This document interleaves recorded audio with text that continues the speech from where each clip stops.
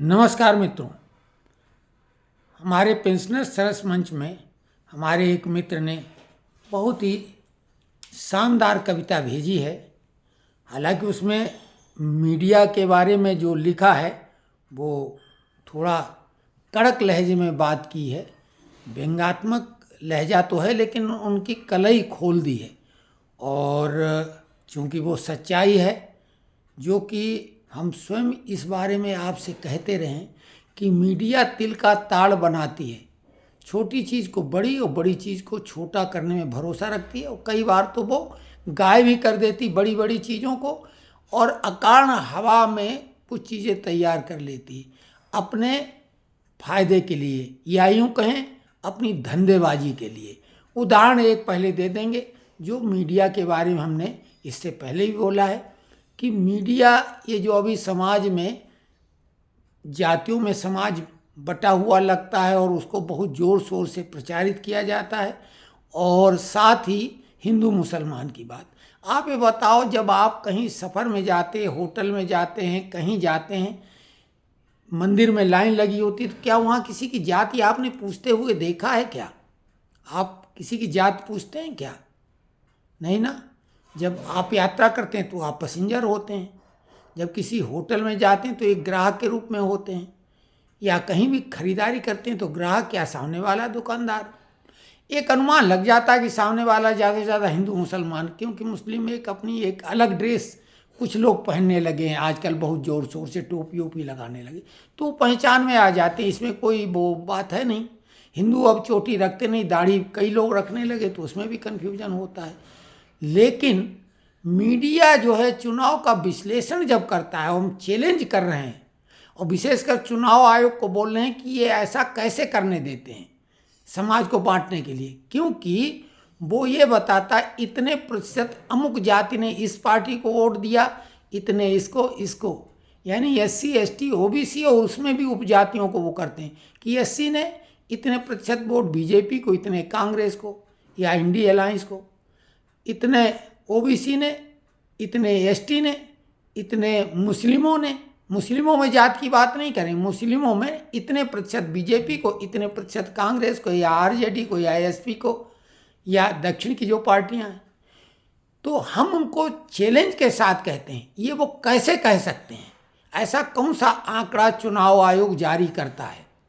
और चुनाव आयोग चाहे भी तमाम साइंटिस्ट भी लगा दिए जाएं, तो AI को लगा दिया जाए, ये कैसे संभव है जबकि मतदान गुप्त रूप से होता है? EVM मशीन में वोट कितने पड़े ये बताया जा सकता है, कितने वोट किस पार्टी को गए ये बताया जा सकता है, लेकिन किस व्यक्ति ने किसको वोट दिया ये बिल्कुल नहीं बताया जा सकता है।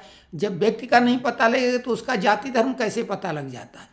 तो इसलिए मीडिया इतना भ्रामक प्रचार करती है समाज को बांटने के लिए। जातियों में, वो जातियों में दरार नहीं और खाई पैदा कर रही है, और ये धर्म के नाम पर भी बखेड़े खड़ा करती रहती है। तो भाई आनंद कुमार जी ने ये कविता, हालांकि उनकी स्वरचित नहीं होगी, किसी की होगी, तो ये संकलित कविता है और इस पर कॉपीराइट तो होगा नहीं, अगर होगा तो भी हम उन सज्जन के सौजन्य से जो इसके लेखक हैं, चूँकि उनका नाम नहीं मालूम, अज्ञात है, तो किसी अज्ञात कवि की ये कविता है, और बहुत ही, यानी इसका समय बहुत ही अनुकूल है। आज कलम का कागज से मैं दंगा करने वाला हूँ, आज कलम का कागज से मैं दंगा करने वाला हूँ, मीडिया की सच्चाई को मैं नंगा करने वाला हूँ। मीडिया जिसको लोकतंत्र का चौथा खंभा होना था, खबरों की पावनता में जिसको गंगा होना था, आज वही दिखता है हमको वेश्या के किरदारों में, बिकने को तैयार खड़ा है गली चौक बाजारों में। दाल में काला होता है, तुम काली दाल दिखाते हो, सुरा सुंदरी उपहारों की खूब मलाई खाते हो। गले मिले सलमान से आमिर, ये खबरों का स्तर है। गले मिले सलमान से आमिर, ये खबरों का स्तर है, और दिखाते इंद्राणी का कितने फिट का बिस्तर है। म्यांमार में सेना के साहस का खंडन करते हो और हमेशा दाऊद का तुम महिमा मंडन करते हो। हिंदू कोई मर जाए तो घर का मसला कहते हो। मुसलमान की मौत को मानवता पे हमला कहते हो। लोकतंत्र की संप्रभुता पर तुमने कैसा मारा चाटा है। सबसे ज्यादा तुमने हिंदू मुसलमान को बांटा है। 60 साल की लूट पे भारी एक सूट दिखलाते हो। 60 साल की लूट पे भारी एक सूट दिखलाते हो। ओवैसी को भारत का तुम रॉबिन हुड बतलाते हो। दिल्ली में जब पापी बहसी चीरहरण में लगे रहे, तुम ऐश्वर्या की बेटी के नामकरण में लगे रहे।